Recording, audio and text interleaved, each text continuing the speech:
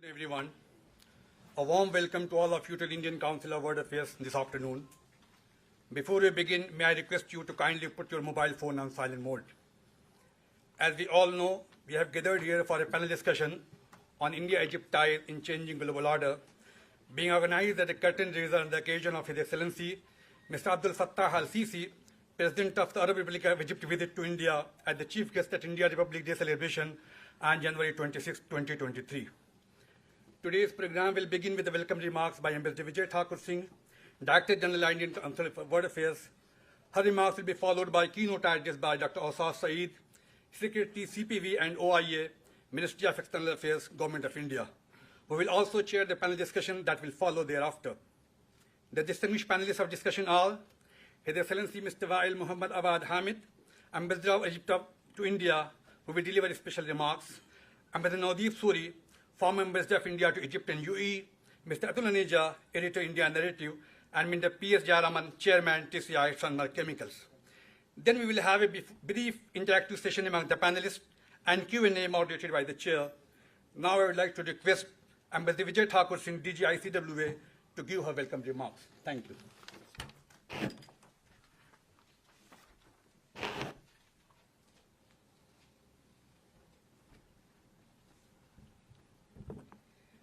A very warm welcome to the Indian Council of World Affairs. Today's panel discussion is on India-Egypt ties in a changing global order. This panel discussion is taking place on the occasion of the visit of His Excellency Mr. Abdul Fattah al-Sisi, President of the Arab Republic of Egypt, who will be coming to India as the chief guest for India's Republic Day celebrations on 26th of January.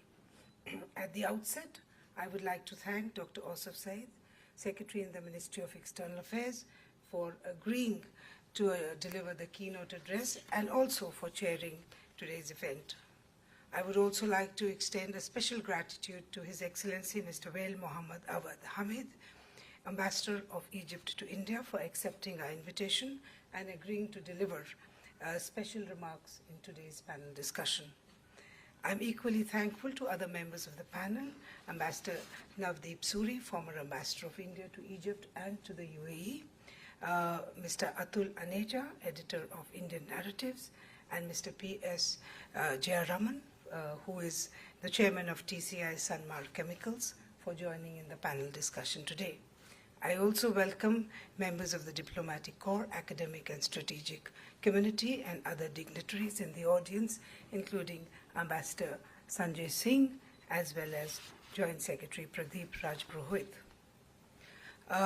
President al-Sisi will be the chief guest at India's Republic Day in the year when India and Egypt are celebrating the 75th year of the establishment of diplomatic relations.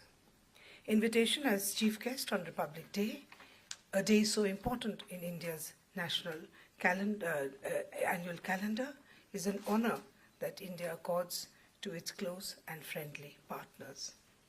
Both India and Egypt, apart from being two ancient and great civilizations, are also strong voices for the global South. The forthcoming visit will be the third visit by President al-Sisi to India since he became president.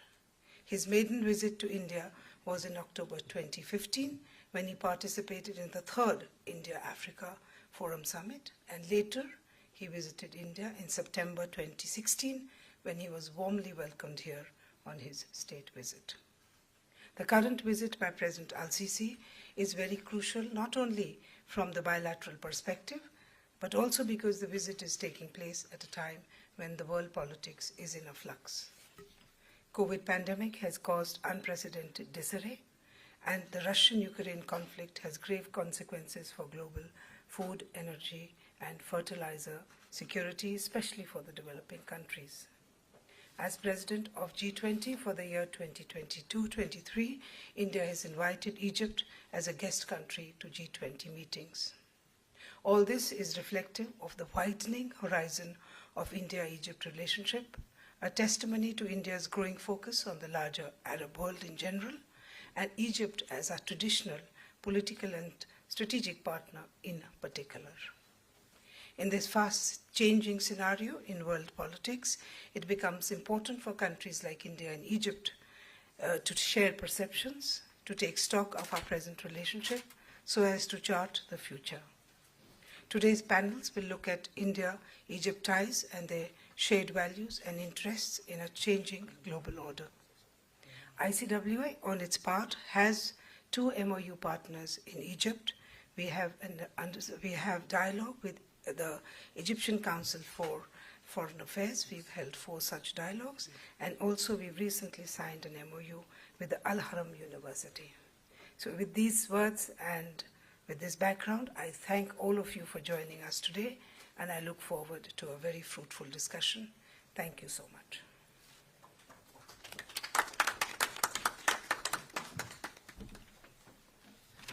Thank you, ma'am.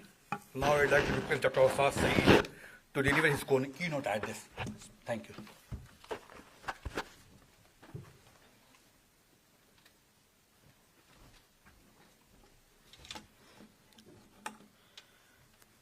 Ambassador Vijay Thakur Singh, Director General, Indian Council of World Affairs. Ambassador His Excellency Mr. Wael Mohammad Awad Ahmed, Ambassador of Arab Republic of Egypt to India. Ambassador Navdeep Suri, Mr. Atul Aneja, Mr. P.S. Jayaraman, the eminent panelists who are with us today, distinguished guests, ladies and gentlemen. A very good afternoon to all of you, and I welcome you all to this panel discussion on India-Egypt ties in the changing global order. This has been planned, as was said, as a run-up to the forthcoming visit of Honorable President of Arab Republic of Egypt, His Excellency Mr. Abdel Fattah al-Sisi. I thank DGICWA and her team for organizing this event at a very short notice. I also thank all eminent panelists and the audience for taking time for this very important discussion that is to follow. This is indeed a momentous occasion in our bilateral relations with Egypt, when our 2 countries are celebrating 75 years of establishment of diplomatic relationship. I was told that when we became independent on 15th of August 1947, it was 3 days later, on 18th of August, that the formal relations were established, so which goes on to say the importance which we attach to our relationship with Egypt.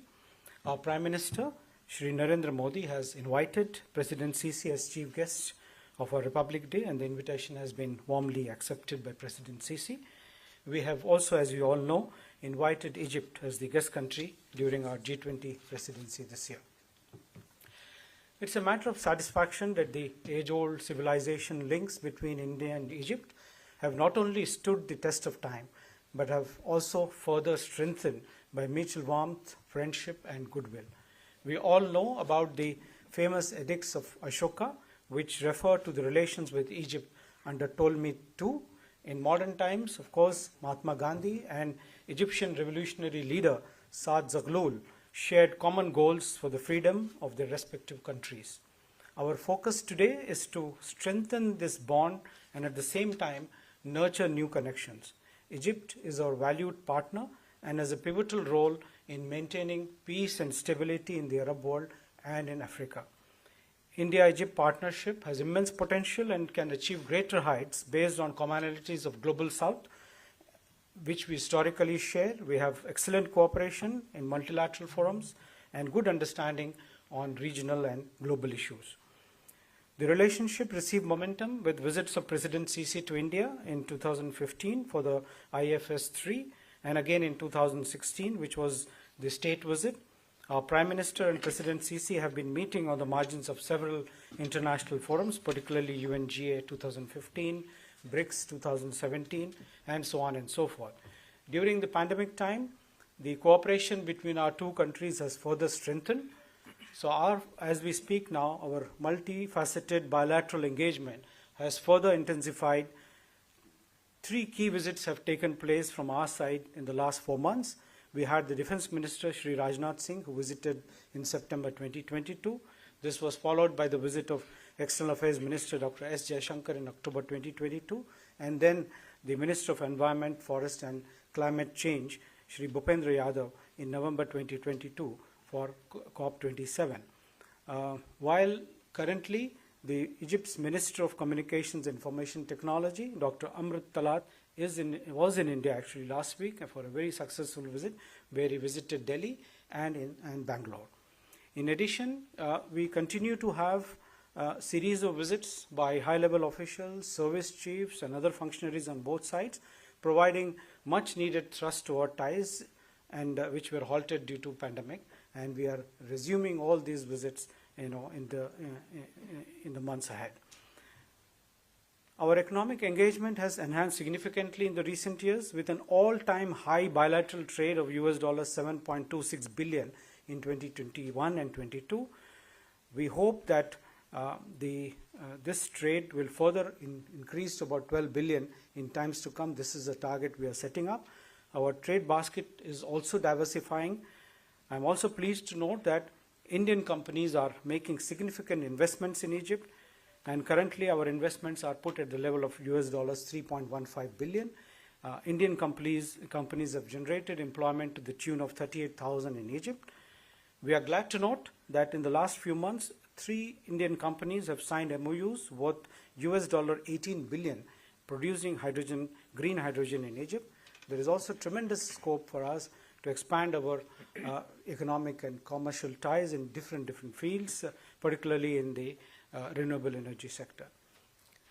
We are also glad to see that a robust partnership is evolving in the field of defense with Egypt.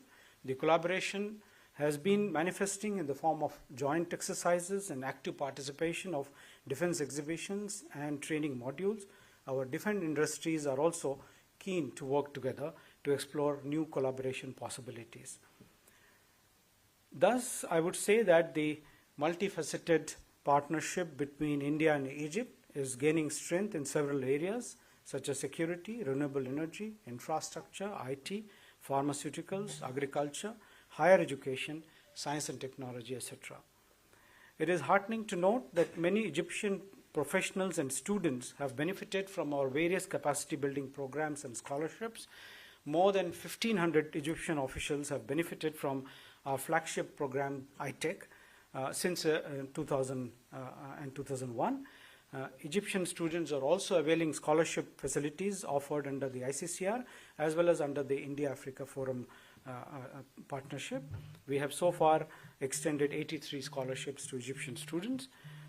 Apart from this, India has also hosted diplomats from Egypt from time to time at our Sushma Swaraj Institute for Foreign Service. A dedicated course for 33 Egyptian diplomats is being planned this year in September. As you are perhaps aware that India had established MACIC, the Maulana Azad Center for Indian Culture, in Cairo in 1992. Incidentally, I was involved in the formation of that center. I was a probationer attached to MACIC, and I share very warm memories of setting up that center and how that center over a period of time emerged as a very important, vibrant hub for cultural exchange, teaching yoga, teaching languages, and also being a connecting link, between India and Egypt in terms of Bollywood and other cultural experiences. And as we know that yoga has become extremely popular worldwide, and Egypt also, it is very, very popular since those days in 1992. The International Day of Yoga is organized at iconic venues in Egypt, and it generates a lot of interest. And as I mentioned that there is a huge popularity of Bollywood films in Egypt. And again, going back to my days in Egypt, when once Amitabh Bachchan landed up there, perhaps in 1992, thousands and thousands of people had gathered outside, and again, we could see that the momentum which was generated in terms of artists from Egypt and India, trying to work together. We also see now in the current context that Indian TV serials are very, very popular, becoming very popular in Egypt. We as diplomats who have opted to choose Arabic language, many of us, me and my colleague Dr. Pradeep Raj Purohit inclusive, and I think, I don't know whether you had done in Cairo also. So Cairo is a very important center for all of us to begin our careers. So to say, we not only learn the language, but also become a kind of brand ambassadors for Egypt. And as they say that once you drink the water of Nile, you come back again. I'm waiting for that time to go back to drink the water of Nile again. So I would see that the partnership between India and Egypt is definitely a win-win equation for both our countries. I am confident that these relations will continue to strengthen and move on the upward trajectory, scale new heights, and bring in newer areas for collaboration, for our mutual benefit. And today I am very confident that our discussions focusing on the forthcoming visit of President Sisi to India and his discussions which will take place would not only lay a strong foundation for India for a future collaboration in diverse areas. I firmly believe that our conversation this afternoon by the eminent panelists will throw light on what is in store for Egypt and India in the light of the global changes that are taking place. I would conclude by once again thanking the ICWA for organizing this very useful discussion. Thank you.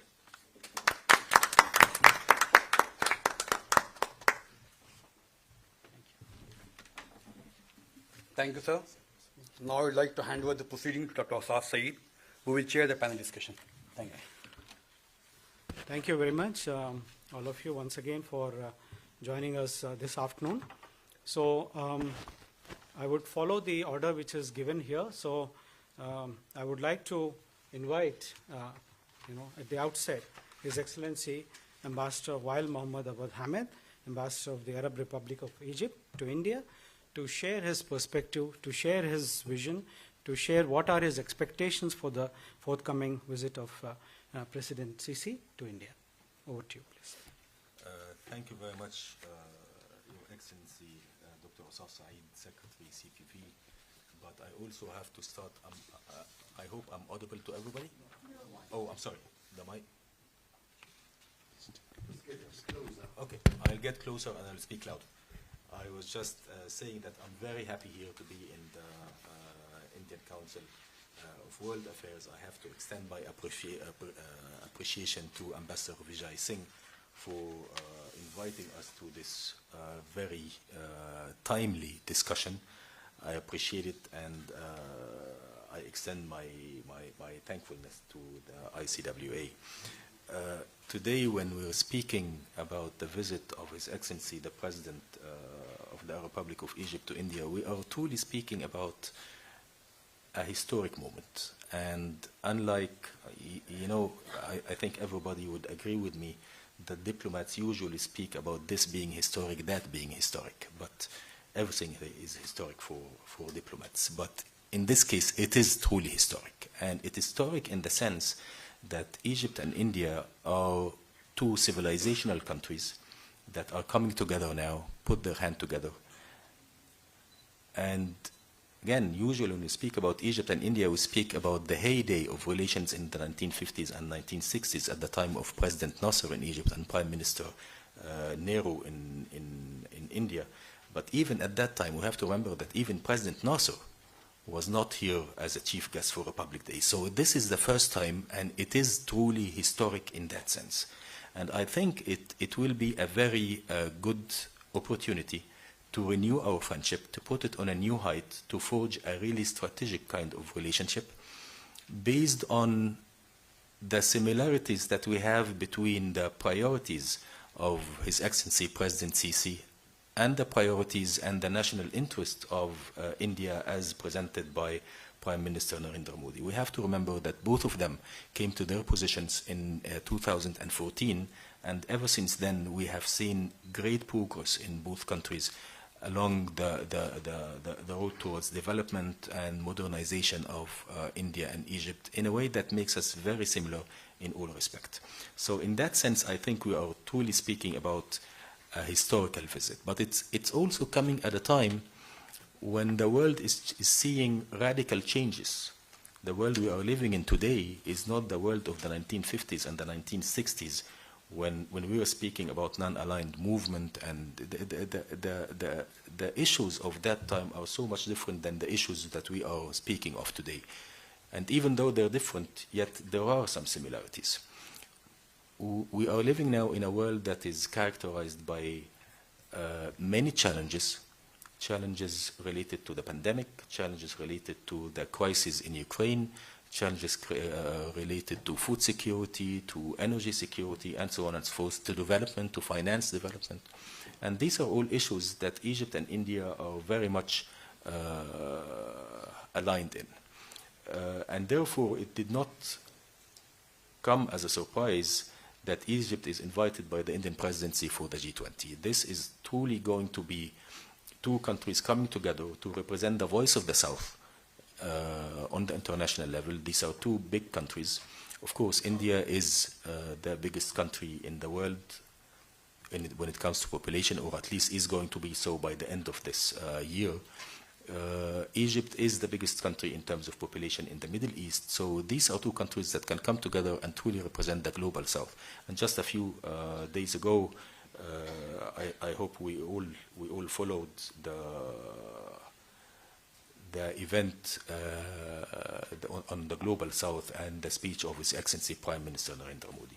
So in general, whether bilaterally or internationally, I think both countries come together now and to say together that we are starting a new strategic partnership. So what is this strategic partnership based on? Bilaterally, it's based on many pillars. First of all, just like His Excellency Mr. Awsaf Saeed mentioned, the defense and security pillar. When we speak about India and its position in the world, we have to always remember that India is the major country in the Indian Ocean. And the security of the Indian Ocean starts from the security of the Red Sea in the West. And for Egypt, on the Suez Canal, the security of the Suez Canal starts with the security of the Red Sea. So we are both linked together in this respect. The Indian Ocean and the Suez Canal and the Red Sea. This is one continuum that flows from one into the other, and both of them depend on each other for their security. And also, it is bringing us closer in terms of the military creed of the two armed forces of India and of Egypt. We are two countries that have traditionally been known as very disciplined militaries that have never been belligerent before. These are two countries that are really forces of peace in their respective regions. And based on this, we have many collaborations when it comes to joint exercises, when it comes to trainings, when it comes to the number of naval ships coming into Egypt, colons in Egypt. And there are a lot of events taking place between both countries. Maybe as we are speaking now, we have for the first time ever military exercises, special forces participating together, Egypt and India, in Udaipur, in Jodhpur.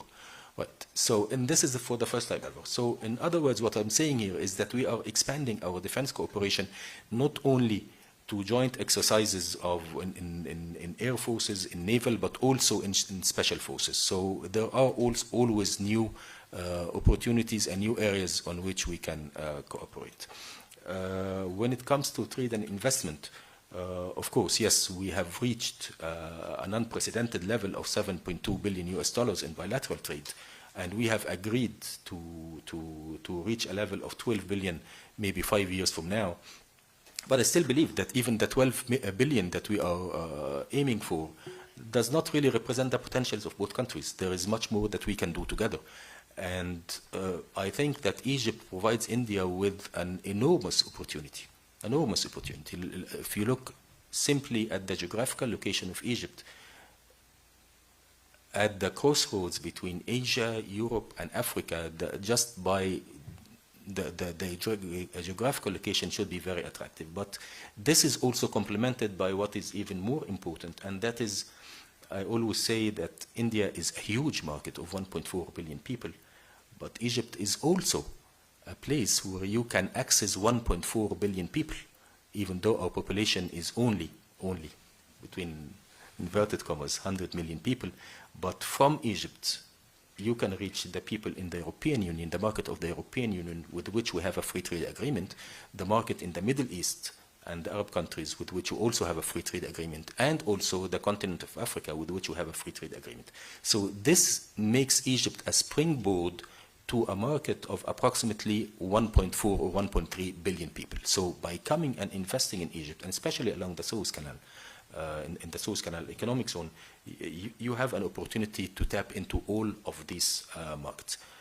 And as if this was not enough, no, we also provide incentives to the ones who are coming to invest in Egypt. So over and above the location, over and above the market access, there are also incentives, and there is also the cutting down of the distance between India and all of these markets, because basically an Indian company that is locating in Egypt will be cutting down the distance between India and Europe into approximately half, with all the associated cut downs in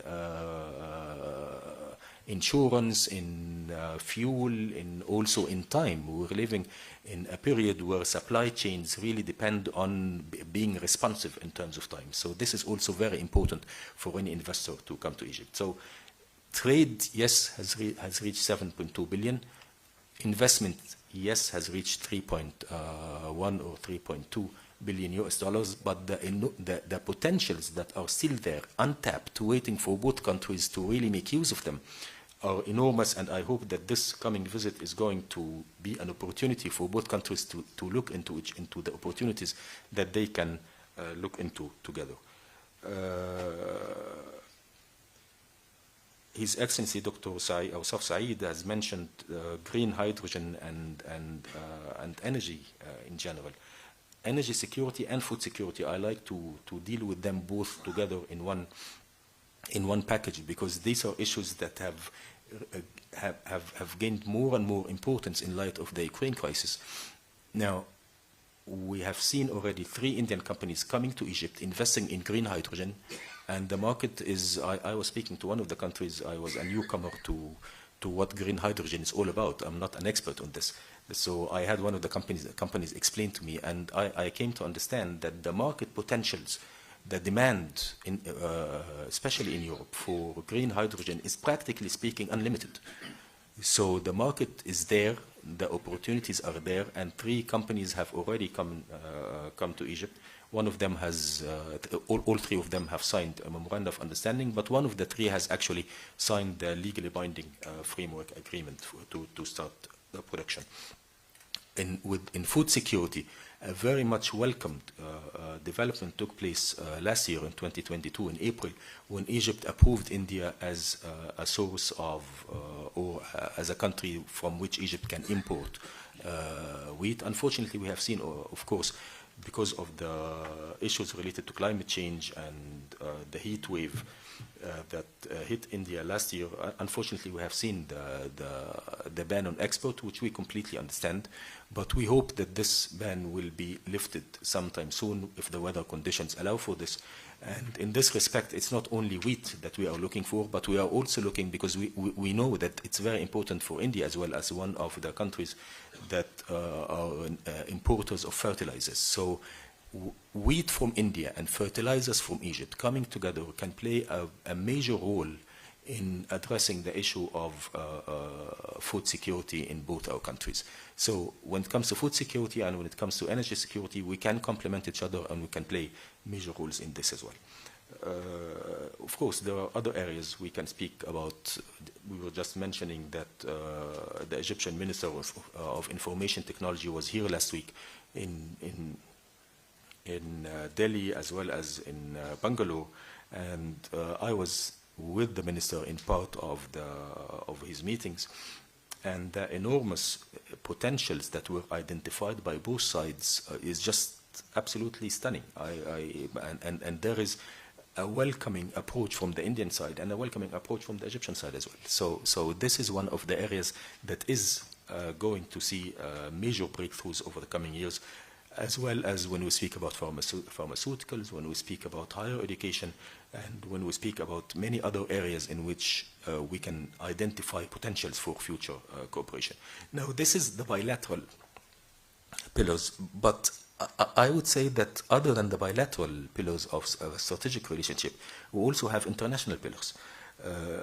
As I was mentioning before, Egypt has been invited as a chief country, as a guest country for the G20, and together Egypt and India can provide, can express the voice of the global South. I was also very much like everybody was, I would say. I was following closely on the positions of India on the Ukraine crisis and all the polarization that was going on between the East and the West. And personally, I admire to a large extent the very disciplined position that India has taken as an independent country, a country that is looking after its interests without tilting to this camp, to this side or to that side, because it is very difficult at a time of polarization to be independent and to take first the interests into account. And India has been doing exactly that, and Egypt has been exactly that. And I can safely say that when Minister Jaishankar was in Cairo, he met with President Sisi, and the issues of the Ukraine crisis were discussed at length, and I think to a large extent our views on this issue overlap on the details as well as on the challenges and the issues that we have to tackle. On the Ukraine, on the economic issues and the G20. Egypt last year in November hosted COP27. And in COP27, basically, I don't want to go into the details of COP27 and all the issues related to climate change, but basically what we can say is COP27 in general was about the idea of addressing this issue in a comprehensive way, including how to compensate the loss and damages that took place in the developing countries because of the global phenomena of climate change. And of course, one of the main pillars of addressing climate change is the idea of coming up with economically and environmentally viable and sustainable projects. But as always, the problem for developing countries lies in finance. And then we come to the G20. G20 is a forum for the 20 biggest economies in the world to address all these global issues, including the issue of finance. So the invitation of Egypt as a guest country to the G20, I see it as a natural continuation to Egypt's role as in COP27, and therefore I think Egypt is going to play a very important role, and the participation of Egypt in the G20 is going to provide the whole of the group with a value added when it comes to issues related to environment change, when it comes to issues related to development, to finance, to debt burden for developing countries. So in general, these are all topics on which, to a large extent, Egypt and India see eye to eye and can come together and play an important role. So basically, the agenda that we have in front of us for the visit of President Sisi as chief guest in Republic Day is vast, is in all directions, and the visit in that sense is truly historic. The first time an Egyptian president is here for Republic Day as chief guest, and I always look at this visit as an opportunity to start a new chapter in relations between Egypt and India, a chapter that is characterized by real strategic cooperation that is based on the current issues that the international community is facing, not on things that have to do with the past, even though the past is important and the past has seen us come closer in many respects, but the issues have changed, and therefore the priorities have changed, and therefore the modalities of tackling these issues have changed as well. So this is an opportunity to tackle all these issues and to forge a strong kind of strategic partnership that will take us into the future, both of us together as as important developing countries. I don't want to speak too much. I think this was too long, but I think I will keep the rest for any further interaction. Thank you very much. Thank you very much, Ambassador Wael Mohammed. You have, gave a good overview of the current visit and the context of the visit and the outcomes which are to be expected. A new strategic partnership is emerging between India and Egypt. You have said that the security of the Indian Ocean is closely linked to the security of Red Sea, and which in turn is closely linked to the security of Suez Canal. Suez Canal is important because 12% of the world trade goes through that. There has been a revenue generation of close to $8 billion in the Suez Canal.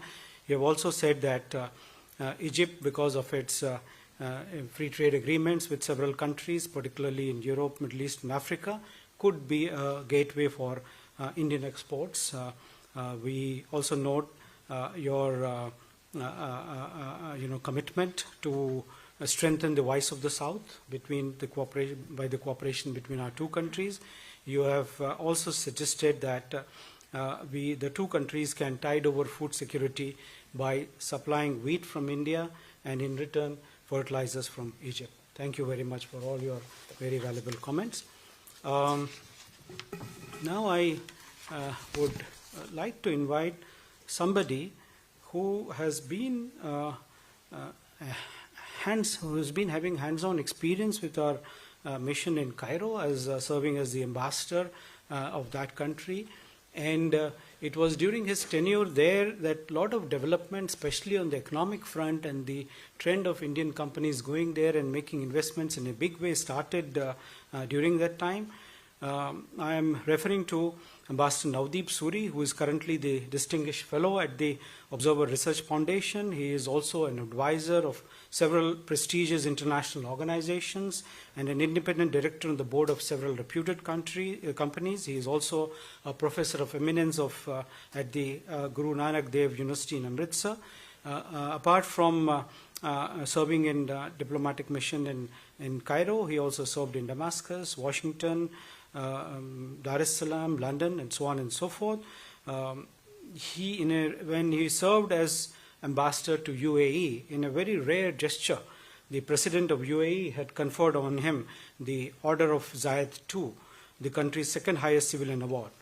So, with these brief introductory words, may I invite Ambassador Navdeep Suri to share his perspective on what he expects from this visit.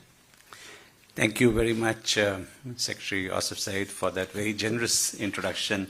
After you've spoken and Ambassador Wael Hamid have spoken, I'm actually scratching my head to see what is left. You've both given such a comprehensive presentation of the agenda for the forthcoming visit. Let me start then, take advantage of the fact that I'm now a retired diplomat and I have a fair bit of latitude in terms of what I can say. To just start by saying that while it's a very, very positive step by the government of India to extend this invitation to President Sisi, it's also a fact that a reciprocal visit by our Prime Minister is well overdue. And I certainly hope that just to keep the pace of growth in relationship, that visit happens sooner rather than later.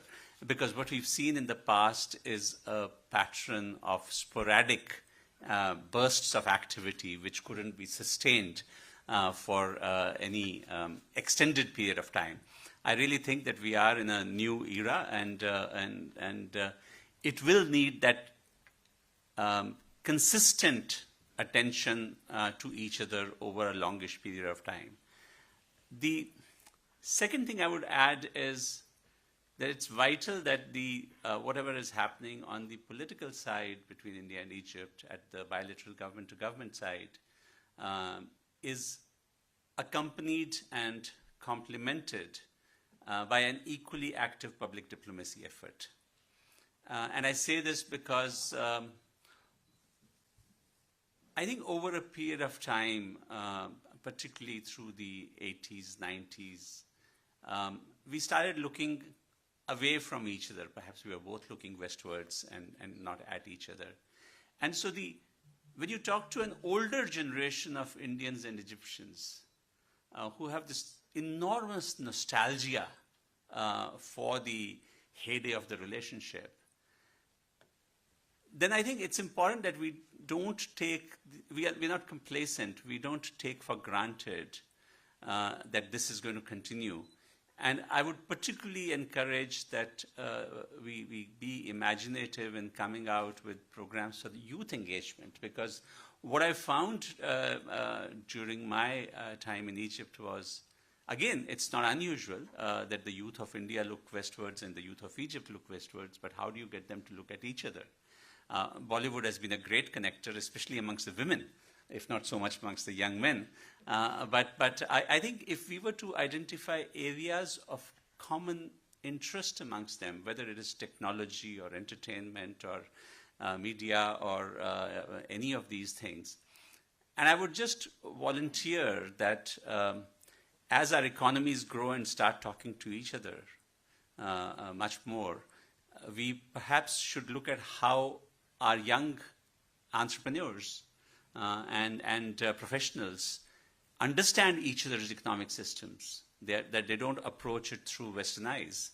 And with some countries, we, I think, have very useful internship programs where young professionals are able to come and do internships in Bangalore or in Mumbai or in Delhi or elsewhere. It has to be reciprocal, of course. Both sides can do it. But I think it's important that we start looking at building those channels of engagement between young people.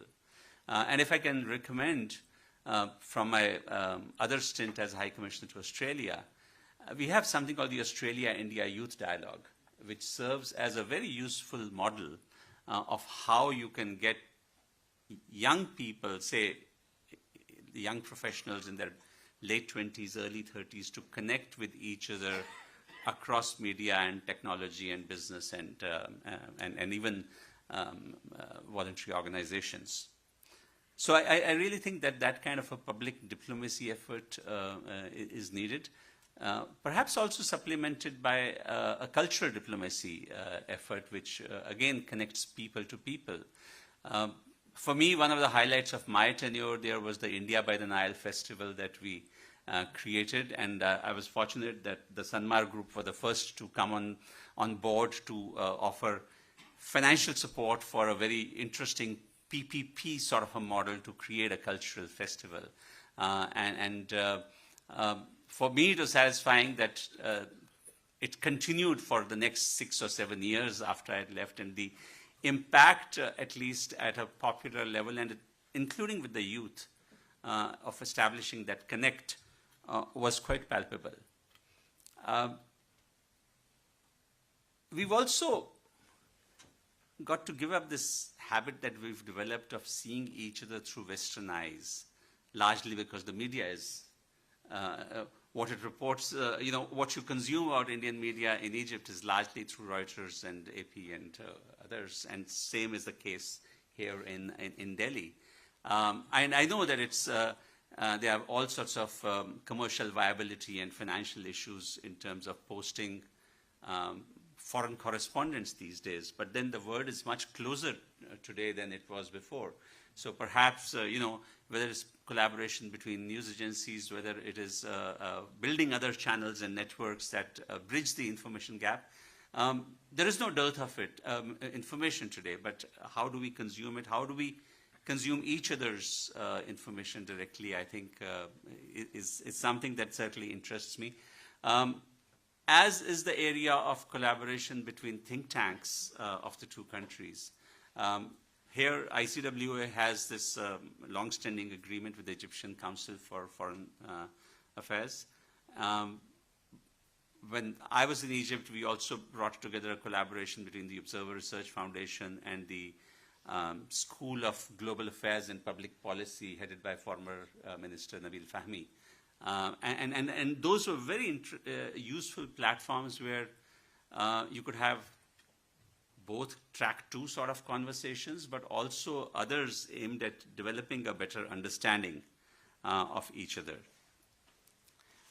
And Ambassador, you mentioned about our convergence on a number of issues on climate change and so on. And I think one of the areas where we can go beyond the conventional conversations is looking at some of the new and emerging areas which matter particularly to our countries and to the youth in our countries given the demographics we have.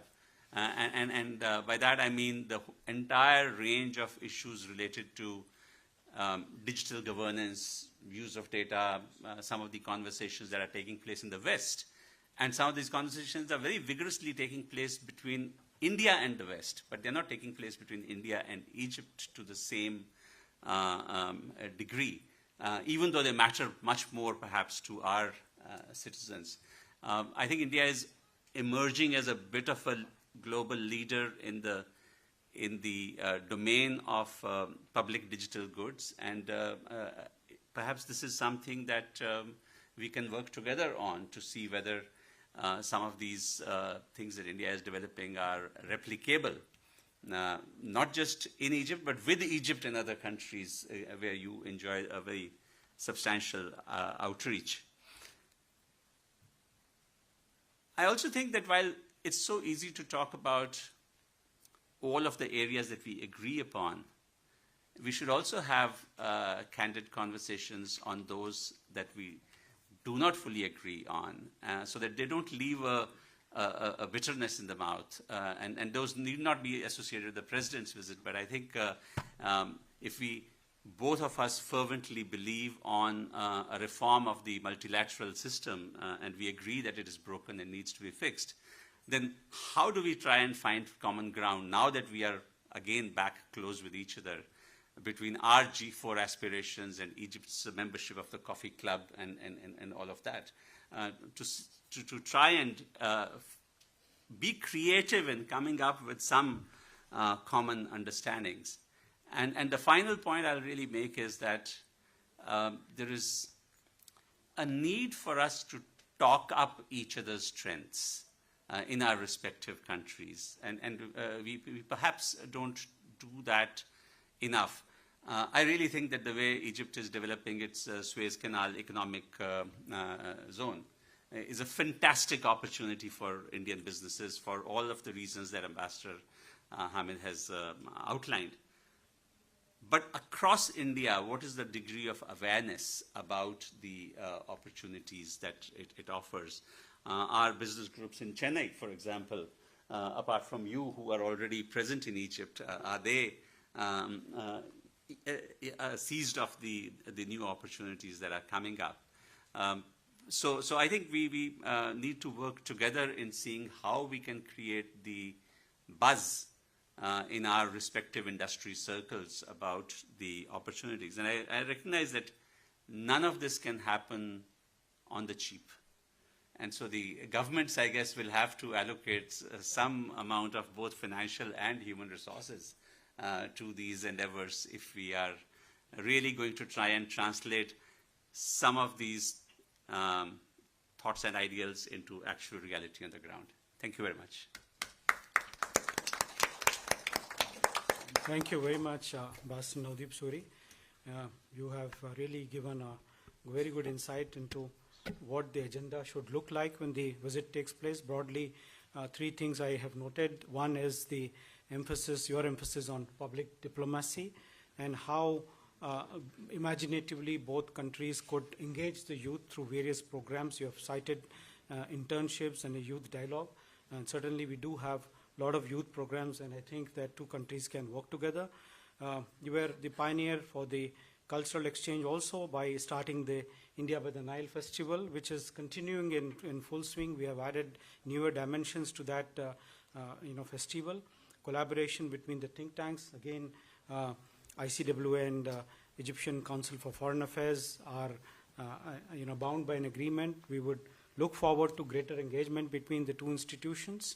And yes, I agree with you that there has to be a more buzz between the industries of both sides about the awareness of the opportunities available, especially what Ambassador Weil has said about Egypt could be one of the important conduits for India's exports worldwide.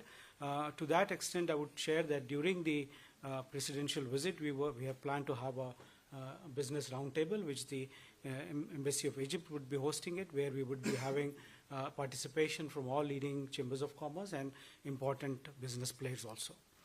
So now moving on, I would like to invite a very distinguished journalist, Mr. Atul Aneja, who is currently the editor of IndiaNarratives.com. He was earlier associated with The Hindu as its strategic affairs editor and was its West Asia correspondent as well. He has a great deal of experience in reporting from conflict zones, and he was the war correspondent for Lebanon war during July and August 2006. And he has also covered Kargil war in 1999 from Kashmir.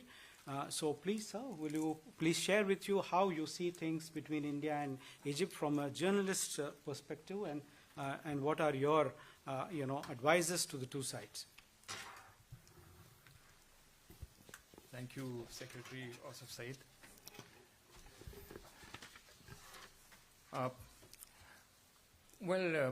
Being the third speaker, I don't think there's very much left on the plate, but let me try and just flag off a few points. I completely agree with Ambassador Hamid that this is a new era, and both Egypt and India are countries, are civilizational states, and both countries exercise tremendous amount of strategic autonomy, which means complete independence in the way they think of their foreign policy, their domestic policies, and not really look over the shoulder how the West or new countries which are on the horizon look at them. And that is something which is deeply shared, and therefore I think this is completely a new paradigm in which this visit of President Al-Sisi is taking place. And this gives us a doctrinal space, really, to amplify our relationship both in the bilateral spheres, but this is going way beyond bilateral. Ambassador Hamid mentioned about developing countries, that both countries can jointly exercise leadership with other developing countries. G20 gives another opportunity to do that. So it's in a way not a strategic partnership in the making, which has regional, if not global, dimensions. And this is the space in the given current situation of flux. We need to expand even more, because fortunately, I think there is an opportunity here.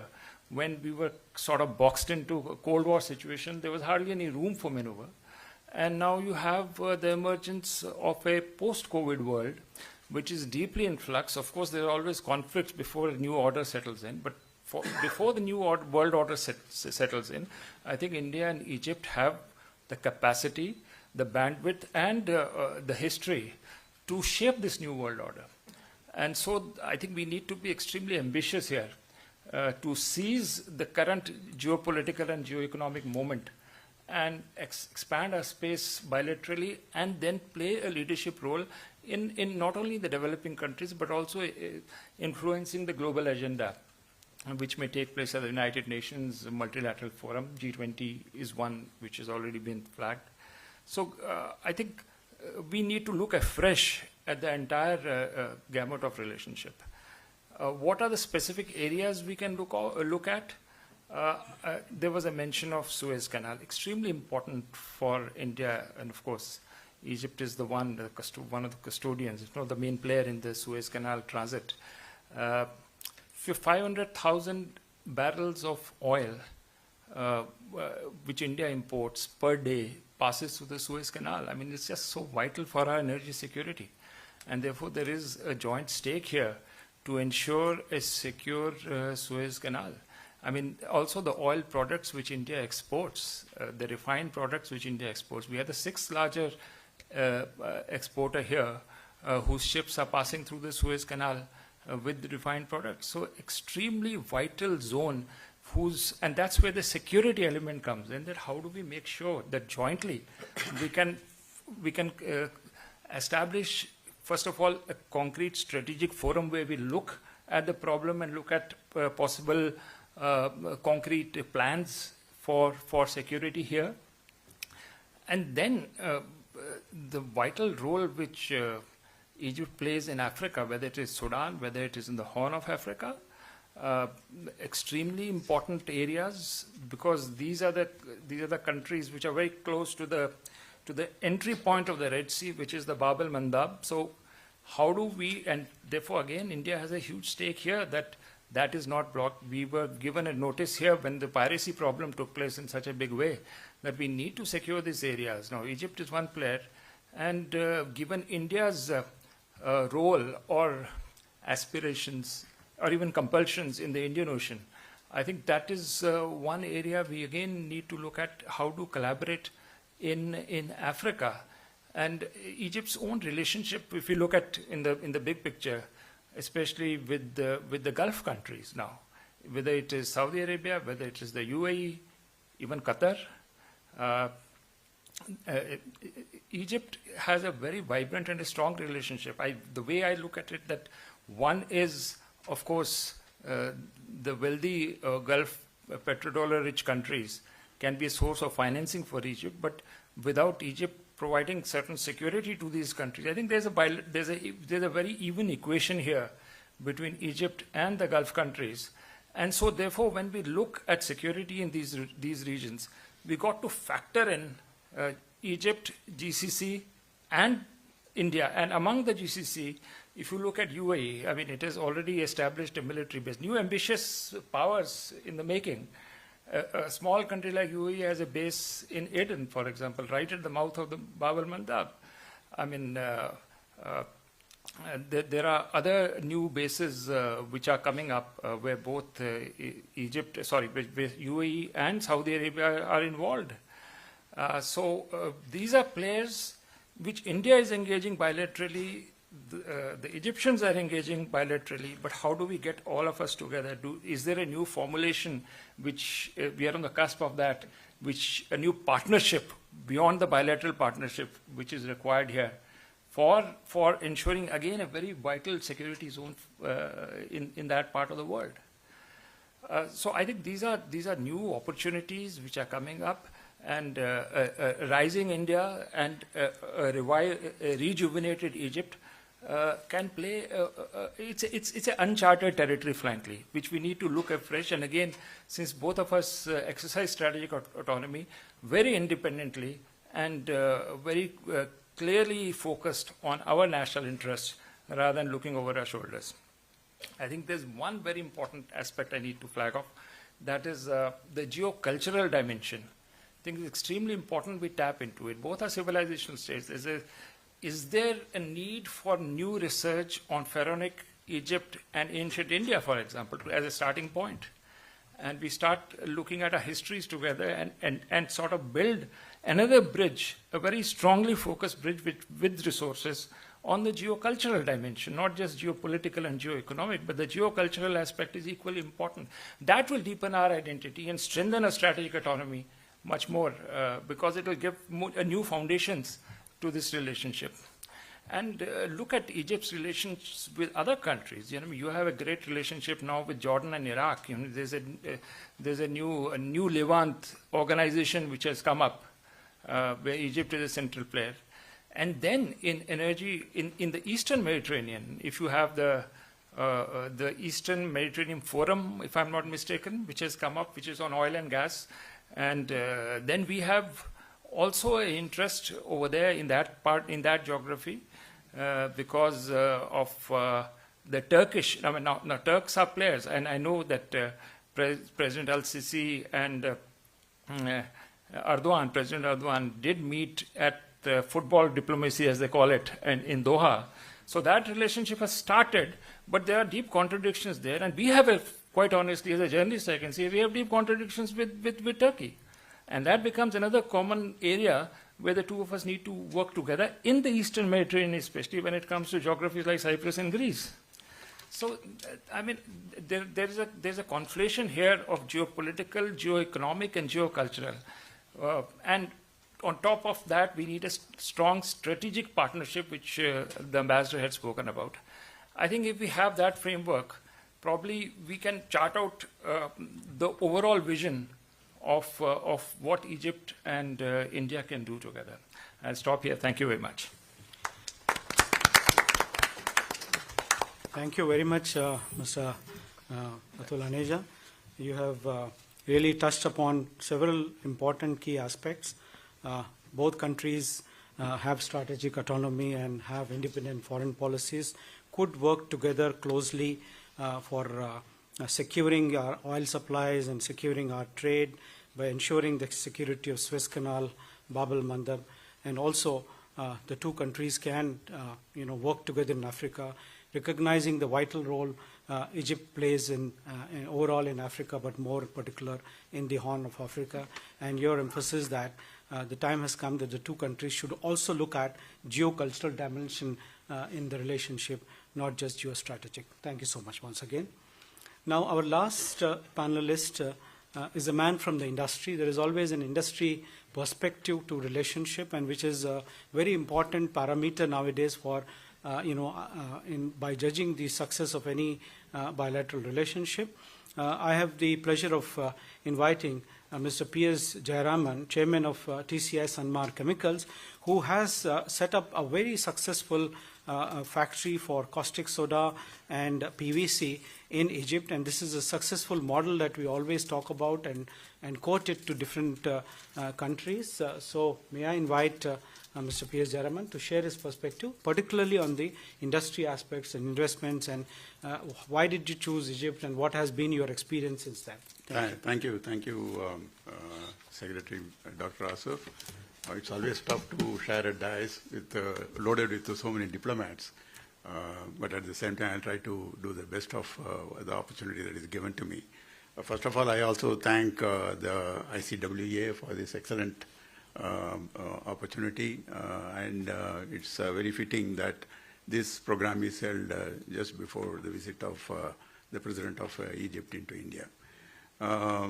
As the Secretary explained, we are an Indian company headquartered in Chennai. Started our journey in 2006 in Egypt, setting up a caustic soda PVC plant in a small measure, buying a small company, but then laying the roadmap for bigger investment, which we did, I should say, claim successfully in the last 16 years of our stay. What we have done is we had invested close to about $1.5 billion to create world-class capacities to produce caustic soda and PVC. And this is by far the largest, not only in Egypt, but also in the entire Middle East, North Africa region. And what we do here is, besides the employment generation, blah, blah, blah, but we also export 50% of our production, and what we sell in the domestic market substitutes imports. So thereby it's a win-win for the country as a whole, because it's an import substitution come export earning proposition. We are not stopping here. We are looking at further investments. Why we did all these things and why we look at future investments is because, as the speakers before me touched upon the important subject of the positioning of Egypt, both geographic and otherwise. Nobody can ignore Egypt because it caters to not only 110 million population of Egypt, but as a whole, as the ambassador of Egypt rightly pointed out, it's a huge opportunity which makes one market clubbing about 4 to 5 jurisdictions together by already established FTAs, successful FTAs, and enlarging this horizon. And particularly for any field for that matter, if you touch upon, this is a country which offers excellent opportunities. It is a very fertile area at any point of time, thanks to this kind of demand for the consumer products and commodity products, which this country and this particular jurisdiction offers.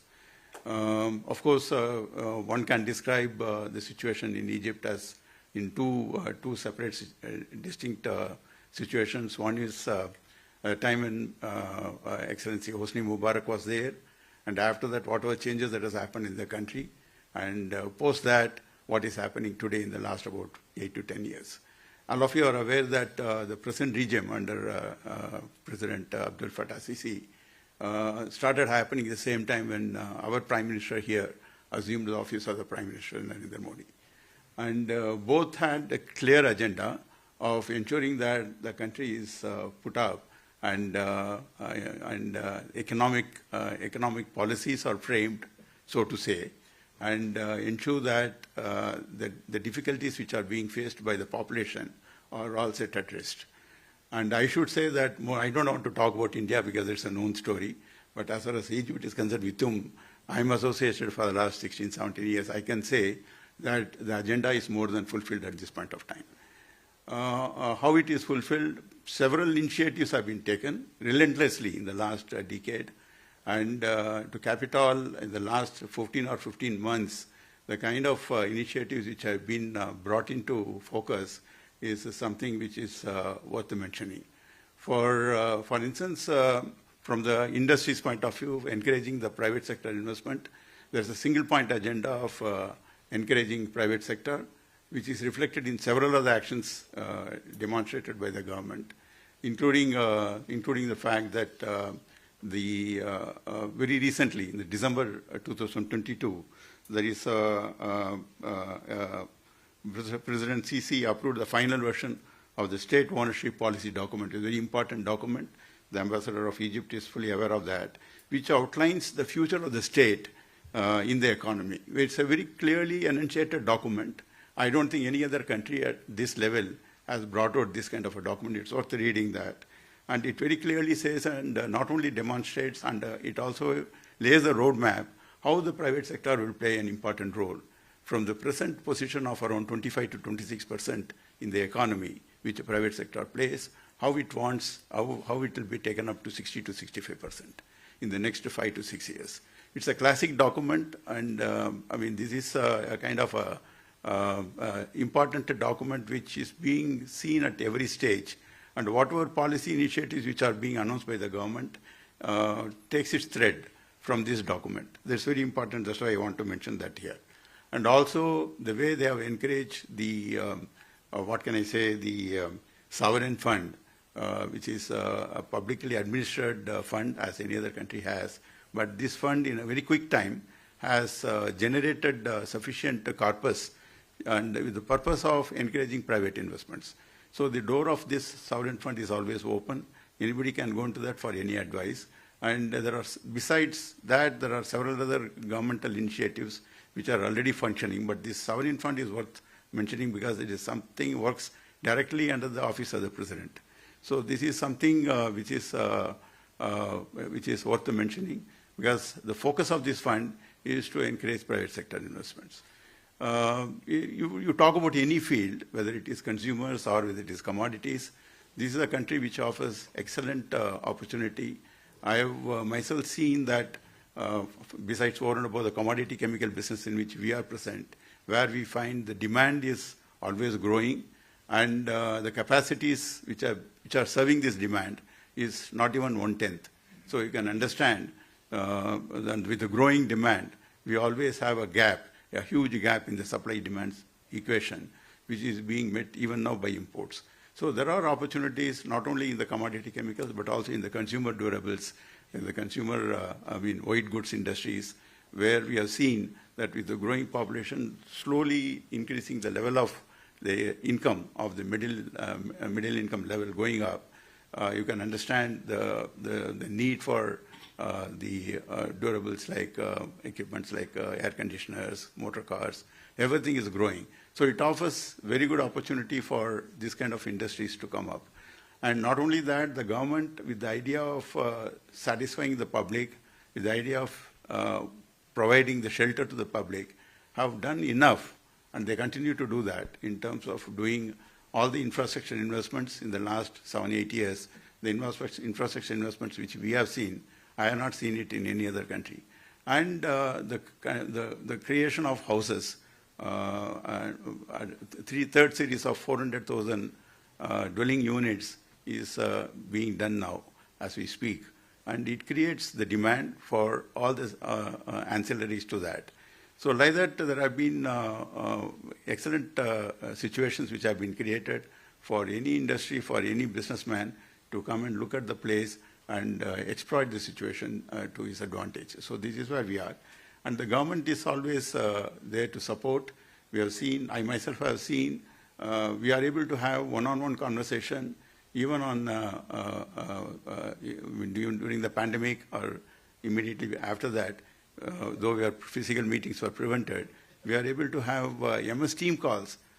I myself had the benefit of having a call with the governor of the Central Bank of Egypt, which is like Reserve Bank of India, so it's called Central Bank of Egypt. We can have a call with him. So he's able to come on the call and explain, and you can talk to him what you want, and he can give us suggestions.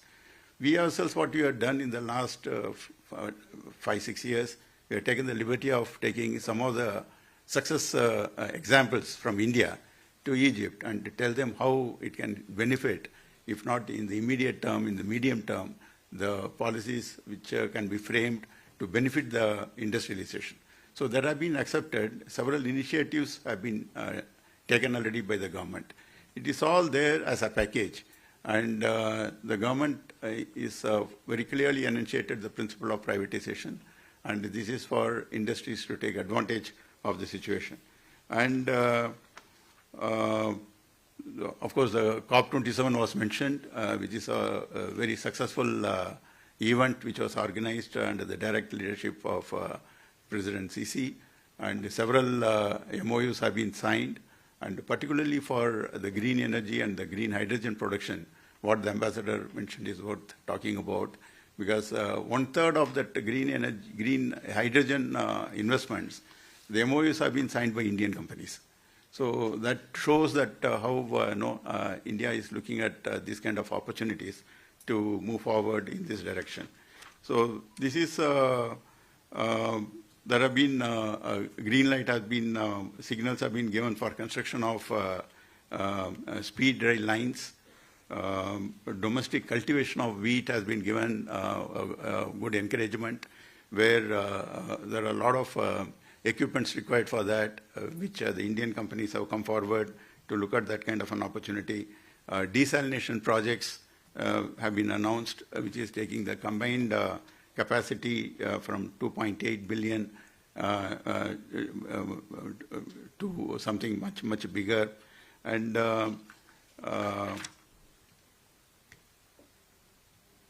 more than that, there has been a formation of a Supreme Council for Investments, consisting of about 5-6 senior ministers. Just to give my example, we had one issue, and we just had to write out a mail to this, and in about 2 weeks' time, my issue got resolved. There is no questions asked. So you were called, you were asked to explain your position. The concerned government or whatever departments are concerned, they were called to explain their position. The verdict came. So this is the kind of the speed with which the government is moving forward now. Don't mistake that I'm not holding a brief for the government of Egypt. At the same time, I'm trying to only narrate our experience as investor of this magnitude in Egypt. And we are encouraged by the investments what you have done, and we are planning to do more investments in that country. Thank you very much, Secretary. Thank you very much, Mr. Jayaraman. You have really, for your encouraging words, which will, I'm sure, that encourage several other companies to look at Egypt for investments. You have talked about the clear economic doctrine which has been announced by the Egyptian government, and also the speedy dispute resolution mechanism through the Supreme Council of Investments. Your own journey in Egypt all these years, I'm sure, is an example which other companies will follow. We are really happy that many Indian companies, particularly the 3 companies which have been talked about recently, signing agreement almost close to $20 billion for green hydrogen. There are several other companies, almost 50 to 60 companies working there. So this is definitely an area where we look at expanding our India-Egypt economic partnership. With this, formal presentations by panelists have ended. Now we may have time for a few questions, I think. So anyone who has some question, please be brief, and then somebody should give the mic. And you please let us know where.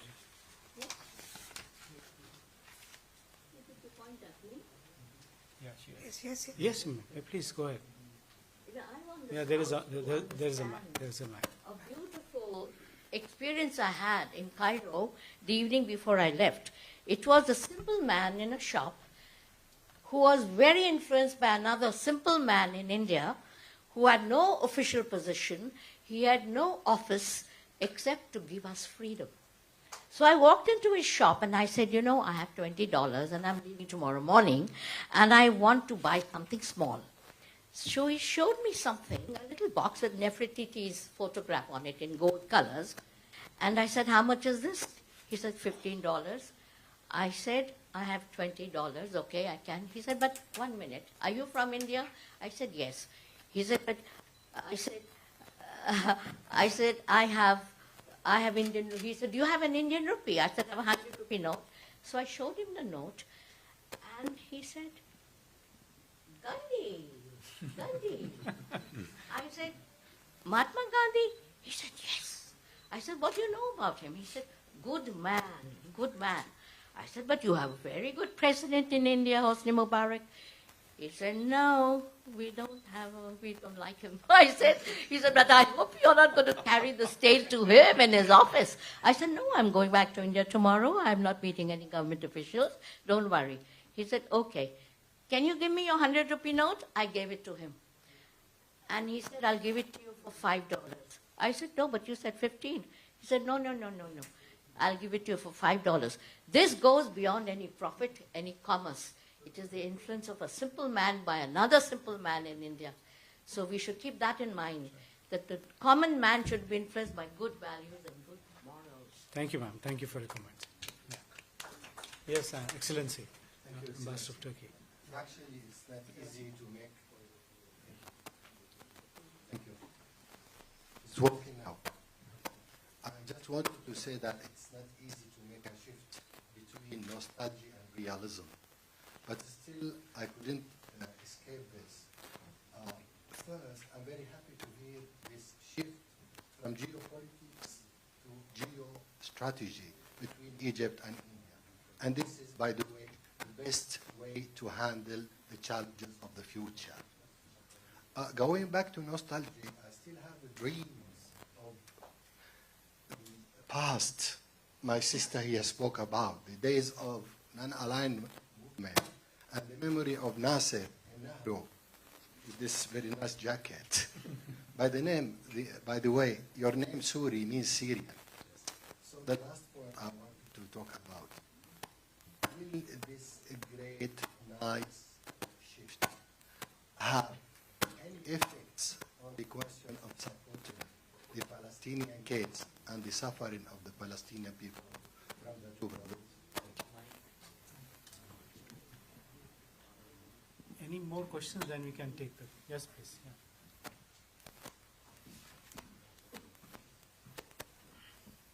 Good afternoon. My name is Kanchi Batra. I'm from the Diplomatist magazine. My question is for the Ambassador of Egypt. Excellency, since assuming your post in New Delhi, India, what personal experiences have you had that have shed a new light on the Indian culture? Thank you. Okay, very last, please.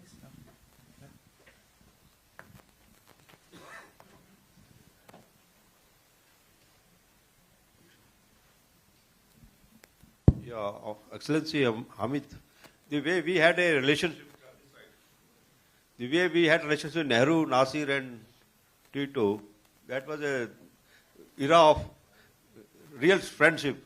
When we can follow these people and why not to strengthen these type of relationship again?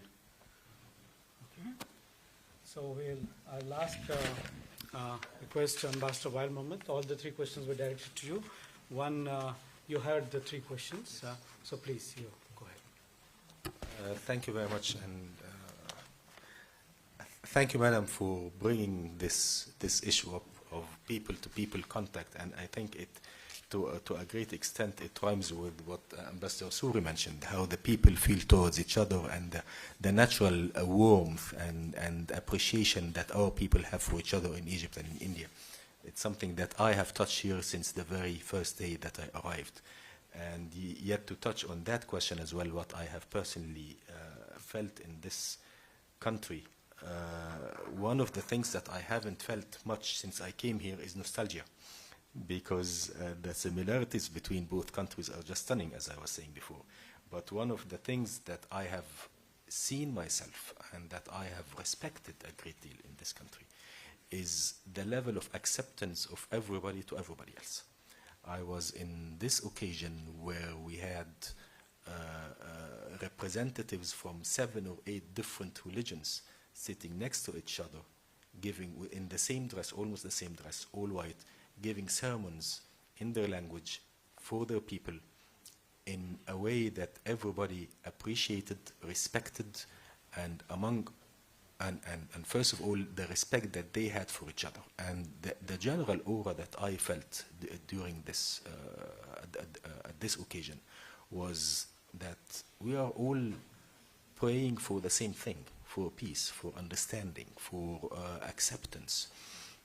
And this is exactly the kind of society that Egypt is having, that Egypt is calling for, that Egypt is building now. A culture or a society that is based on citizenship rather than on differences with creed, with beliefs, and so on and so forth. In Egypt, just like in India, we are a country that is tolerant, that is accepting all the others in the society, and the government is dealing with its citizens in terms of rights and duties that are based on citizenship, not on the basis of any other merits that they might think or just might give to themselves. So, and this is something that I think the whole world should be should be accepting also from the idea of acceptance and coexistence. That's something that I respect very much. On the issue of Palestine and whether Egyptian-Indian relationship can bring something for the Palestinian issue. Mr. Ambassador, Your Excellency, you're the Ambassador of Syria, and I see our colleagues from the Ambassador of Palestine as well. Palestine is and remains very close to our heart. Palestine is and remains the #1 issue, that international issue that we always stand for. And of course, this is going to be one of the issues that we're going to discuss with the Indian side. I don't think there is much differences between Egypt and India on this issue. India has traditionally been known for its very disciplined positions when it comes to when it comes to the Palestinian issue, and so is Egypt. And definitely, it is going to be one of the things that we're going to discuss. That I can guarantee. I'm very sorry. I forgot the last question. I'm very sorry for that.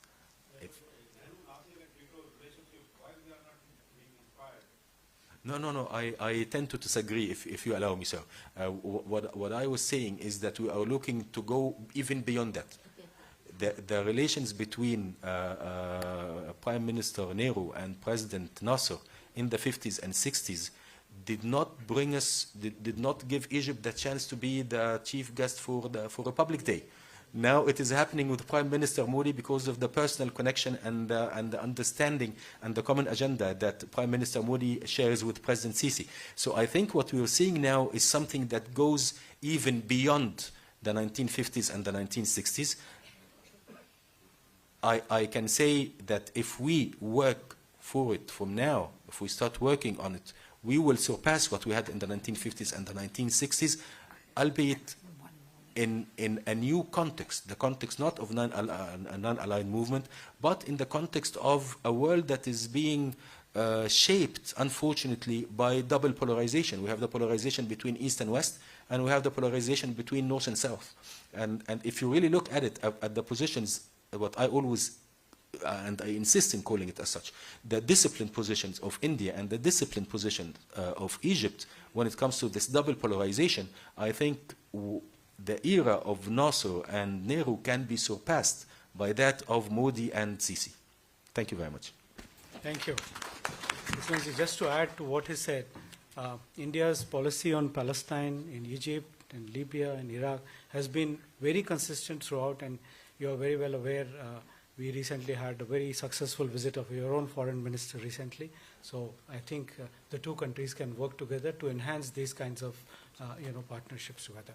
We have time for one last question, as DG ICWA has permitted. So anyone for one last question? That lady right there down, or maybe you, sir, please. Or both of them. Both of them, please. Yeah. I have two small questions. Given the many wars Israel has fought with Egypt, what are your relations with Israel now? And secondly, how does Egypt stand on the world economic, in its world economic situation globally? Yes, madam, you, yeah, girl, you can just please. Good evening. While most of the questions I believe have been of past, I have a question for the future. So I think as Mr. Suri has mentioned that both the youth of be it Egypt or India look towards the Western world.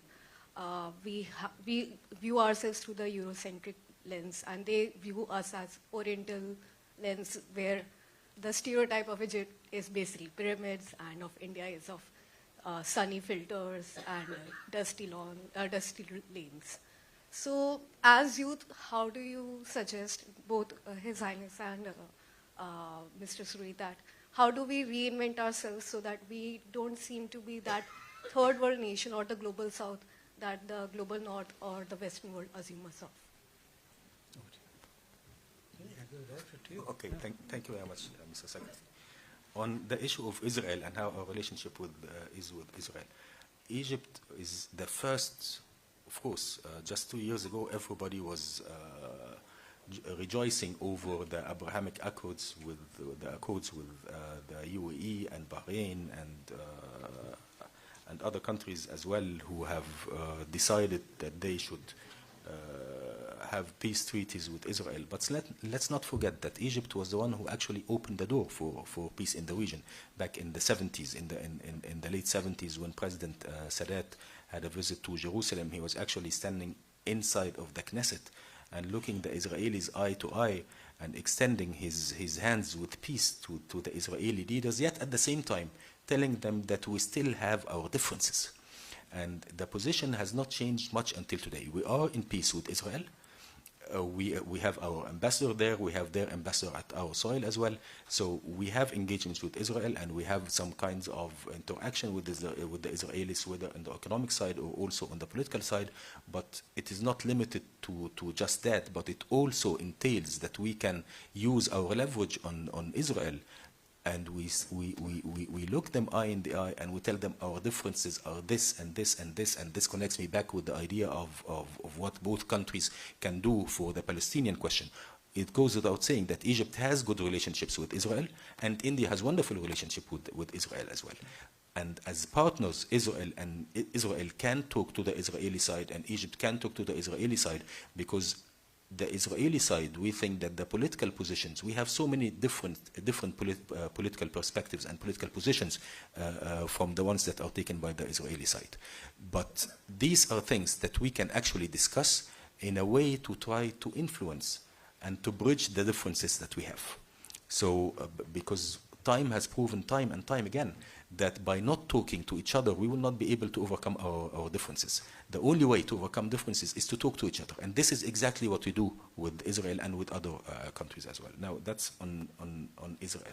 On the idea of Eurocentrism, and it really connects me with what Ambassador Suri has mentioned, as well as with Mr. Atul Aneja mentioned as well, the idea of geoculture.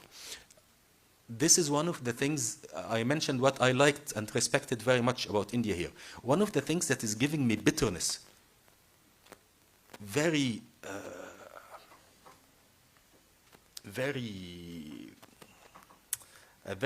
very sad phenomenon that I haven't known much about this country before coming here, because everything that I have known about this country came from books, history books that are written by Western historians from a completely Eurocentric vision.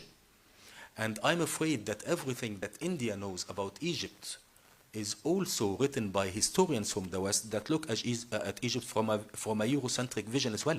And therefore, we really have to put our hands together and find the idea of geoculture.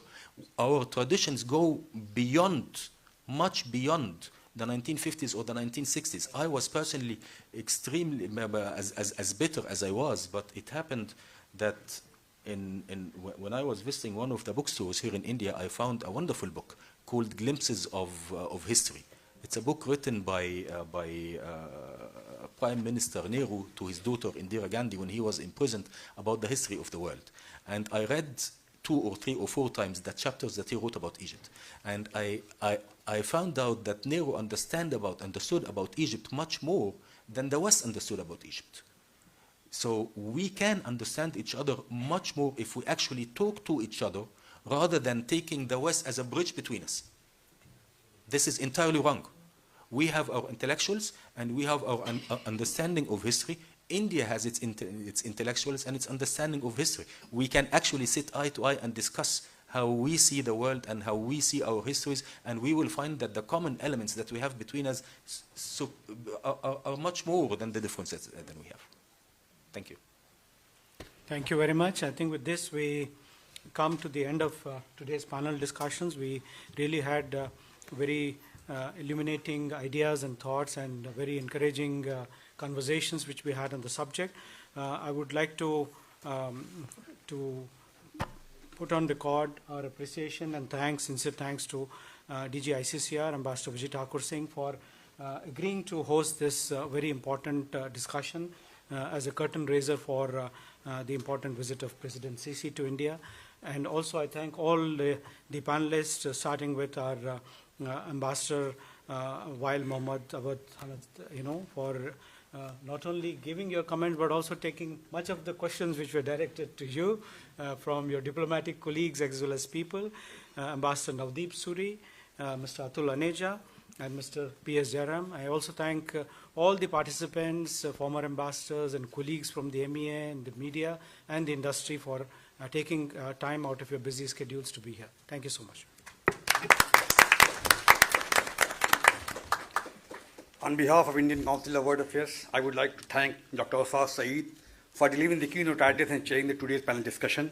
We are also thankful to His Excellency Mr. Wael Mohammad Awad Hamid, Ambassador of the Republic of Egypt to India, for participating in the discussion and delivering the special remarks. We are also thankful to other members of the panel, Ambassador Navdeep Suri, Mr. Atul Aneja, and P.S. Jairam for taking out time for this event.